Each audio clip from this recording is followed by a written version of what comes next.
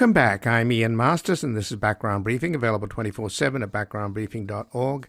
And joining us now is Lloyd Green, an attorney based in New York, who was opposition research counsel to George H.W. Bush's 1988 campaign and served in the Department of Justice, and is a contributing writer at The Guardian, where his latest article is "Trump's Lackeys Would Rather Defy U.S. Congress Than Anger Their Old Boss. Sad." Welcome to Background Briefing, Lloyd Green. Thank you. And you mention in your article at The Guardian Liz Cheney's rhetorical question in announcing that the Select Committee is going to charge Mark Meadows with contempt of Congress, which now the full House has voted on, at least the Democratic majority voted on. So I thought it was very interesting what she said, and you quoted in your piece that she said, Mr. Meadows' testimony will bear on another key question before the committee. Did Donald Trump, through action or inaction, corruptly seek to obstruct or impede Congress's official proceedings to count electoral votes? And that language mirrors, as you point out, Section 1512C of Title 18 of the U.S. Code, a felony punishable by as much as 20 years in prison. So is that a warning shot, or do you think that's a prediction on her part? I think it is a roadmap for what she is considering and for what the committee may be considering. What she is signaling is the committee will gather information. This is not just going to be a political exercise, but it will also be an information gathering effort. And in the course of uncovering what they may uncover, it is possible that the Congress may refer to the Department of Justice a recommendation that the former president be prosecuted for actually violating that section. Obviously, it is not Congress's role to prosecute. That's the role of the executive branch and the Department of Justice, to be precise. And so what she is saying is, depending on what the committee unturns, it is possible that the committee might recommend to the House, in turn that House refer to Main Justice, a criminal referral asking for a particular investigation. Going back in time, there used to be special counsel or special prosecutors. These days, and there used to also be independent counsel. The independent counsel law has essentially been allowed to sunset. It is possible, though, that the Congress goes ahead and tells Main Justice, we think we have enough evidence here that warrants your consideration, and that in turn, you, Main Justice, should go ahead and convene a grand jury to look into these specific charges, and using these set of facts, documents, evidence as a basis for that investigation. At the end of the day, a grand jury subpoena usually comes with more weight than a congressional subpoena. And you can end up having ex-Trump administration officials who have hesitated to testify, stonewalled the committee, who would otherwise be playing with much more of a loaded gun if they elected to fight a subpoena issued by a grand jury. So I think that's where she's going.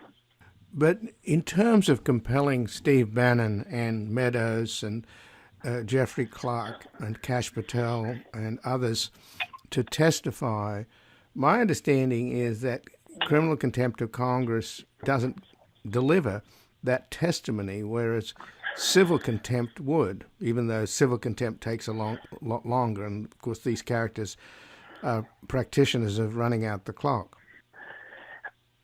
This point, I mean, you're touching on something, and I get it.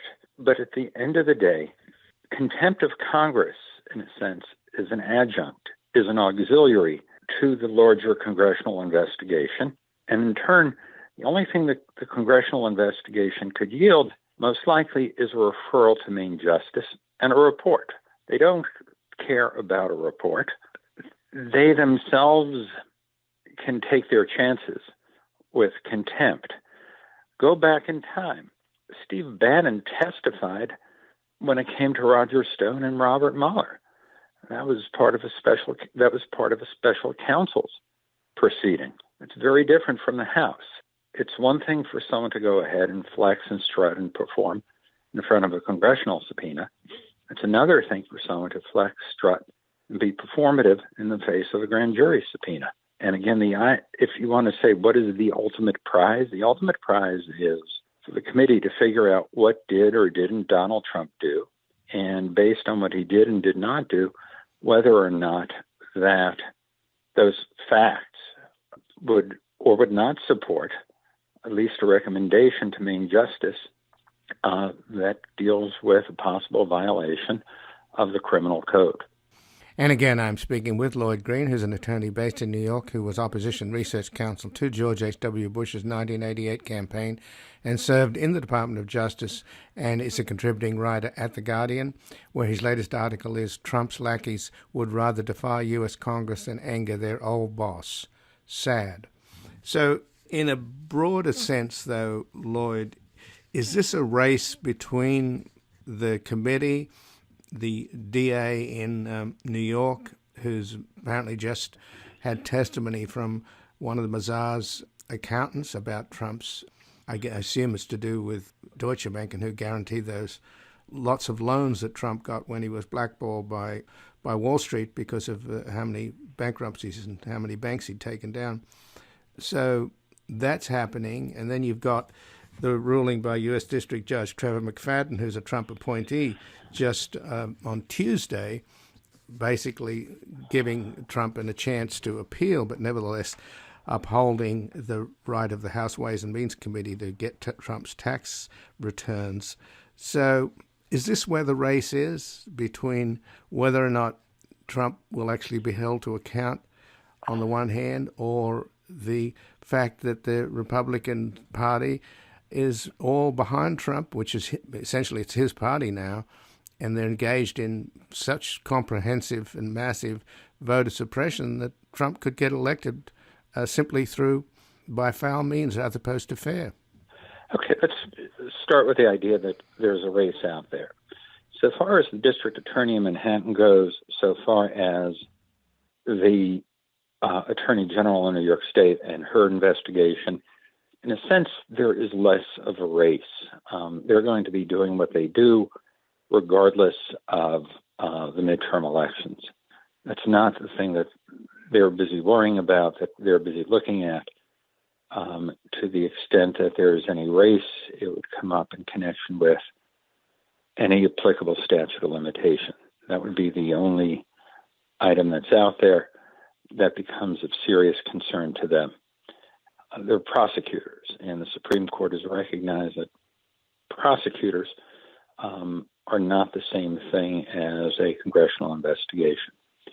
Moving to the congressional investigations, there are two other that's a separate bucket.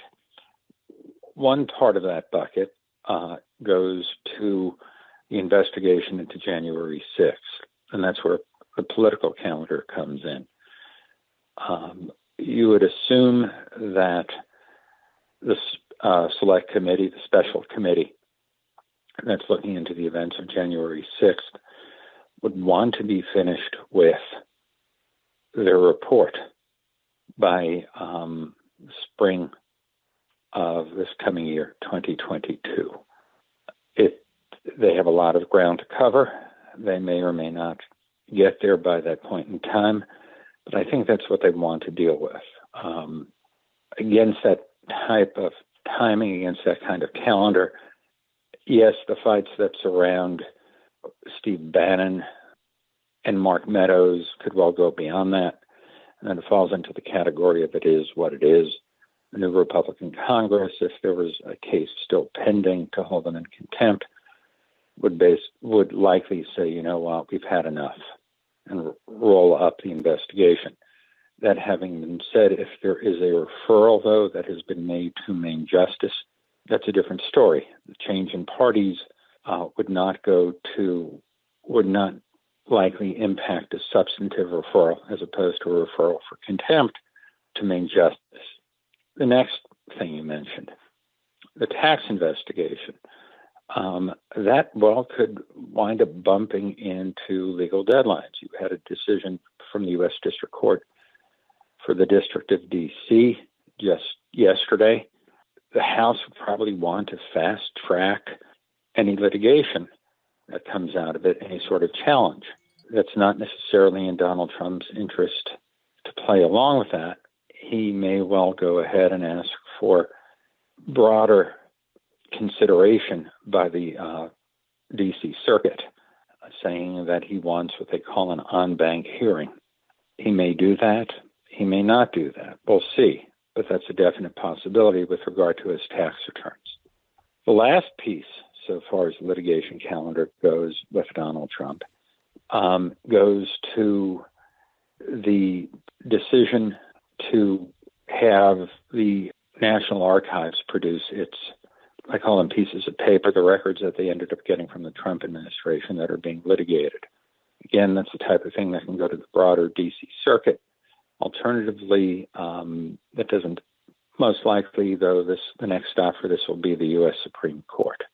I think he's hoping that he would get a better hearing from a more conservative court than he did from the D.C. Circuit. The 3 judges who ruled against him yesterday in the D.C. Circuit are all Democratic appointees, and he's just hoping that there are going to be people receptive to his arguments. So far as executive privilege goes and shrouding his documents, key people to watch in that type of Supreme Court case would be John Roberts and Brett Kavanaugh, because they do come with executive branch experience. Brett Kavanaugh was staff secretary. That's an important position. He knows how presidential papers get handled. It is quite possible that if John Roberts and Brett Kavanaugh align themselves on this one with the January 6th committee and with the Biden administration, that you could see Brett Kavanaugh actually writing the court's opinion, given his particular knowledge of having served in the staff secretary's office during the Bush 43 presidency. And would that be a ruling in Trump's favor on the executive privilege? So far, looking at the tea leaves, it's difficult to see a non-incumbent president, a former president to be precise, asserting executive privilege that collides with the position of an incumbent president, at least on the facts in this case. So you could see, in the past, you've seen the Supreme Court defer to prosecutors in New York City, the Manhattan District Attorney's Office.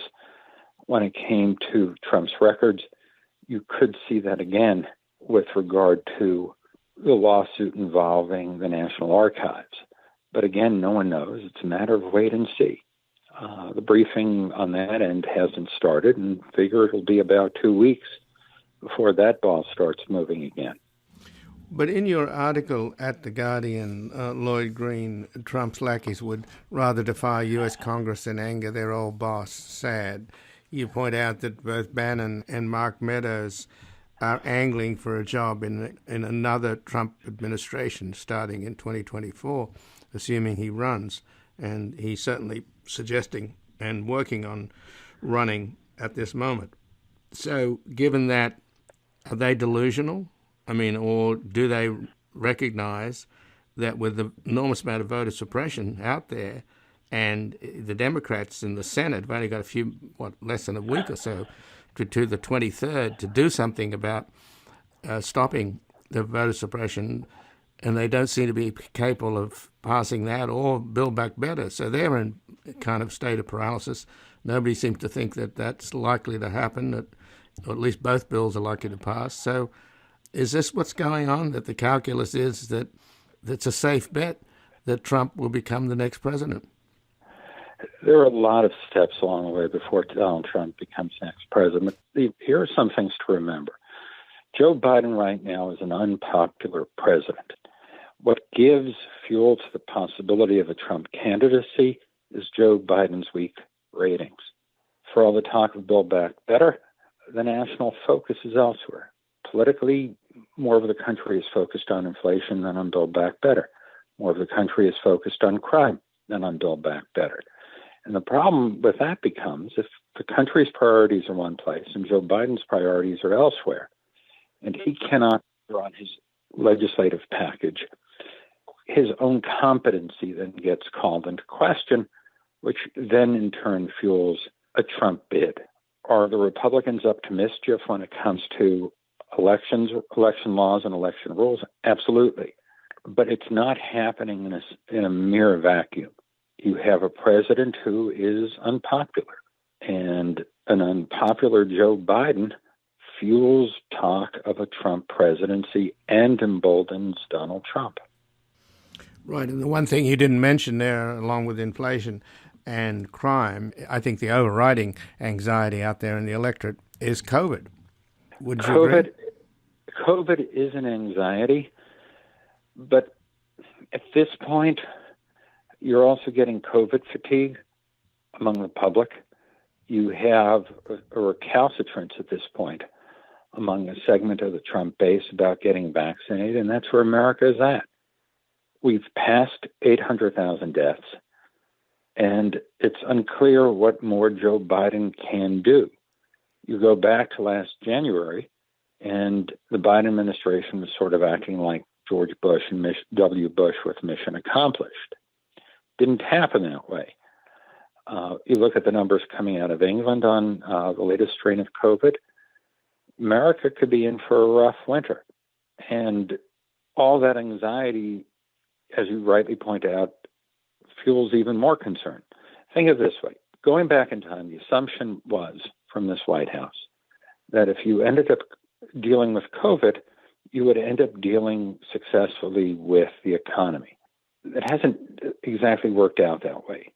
Places that have seriously combated COVID have also seen their employment stagnate. Look at New York City.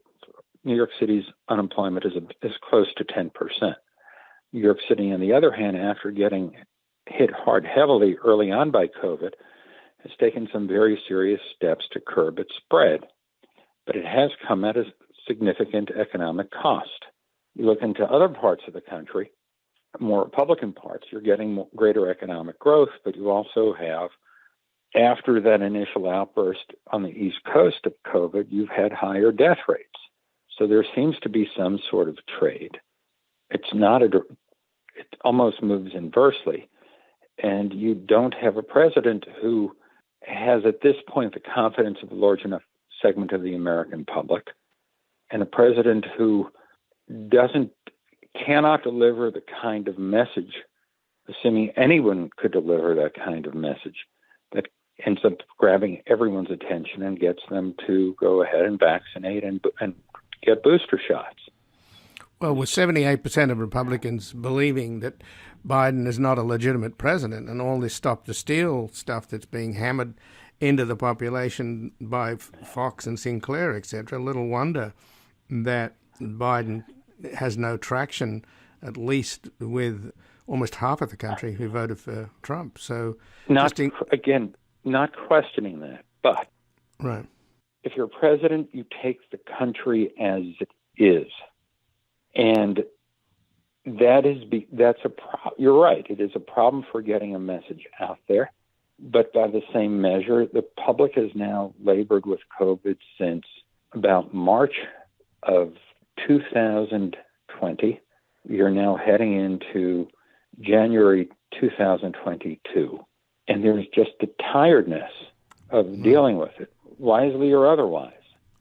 Well, just in the last minute then, Lloyd Green, if the case against Trump became clear, and there are many cases against him, and if the Liz Cheney rhetorical question comes to pass, that he is guilty of obstructing Congress, would having him in an orange jumpsuit make any difference to his base? Would it change the dynamic in this country? Would it prick the bubble of invulnerability? This man has been one step ahead of the sheriff all of his life. Go ahead. If you're talking about an orange jumpsuit, if Donald Trump were charged and convicted, it would change the calculus with regard to Donald Trump. What Donald Trump, though, did and has done and will continue to do is play upon the social fault lines that exist within the United States. And those fault lines are not disappearing anytime soon. And the Democrats don't know how to make them go away. And if you're the GOP and what your goal is, if your goal is obstruction as opposed to legislation and to governing, you're good with just playing on those fault lines, about playing on those cultural issues. And at the same time, the Democrats seem to be oblivious or flat-footed in addressing them. You saw the Virginia governor's race. You had Democratic candidates say, essentially, it's not up to the parents as to what gets taught in the school. And particularly for suburban parents, that becomes, really? We pay all this money in taxes, and you're telling us essentially to sit down and shut up? And the Democrats have not come out with a workaround on that. Crime is another issue. Crime as a campaign issue works. And the Democrats seem to have forgotten about it. Richard Nixon knew that when he ran in 1968. George H.W. Bush knew that when he ran for president in 1988. Donald Trump knew that when he ran for president in 2016. It almost cost Joe Biden election in 2020, crime as an issue. And the Democrats seem to be floundering over coming up with a response. Well, Lloyd Green, I thank you for joining us and for basically giving the Democrats a wake-up call. I appreciate it. Gladly. Take care.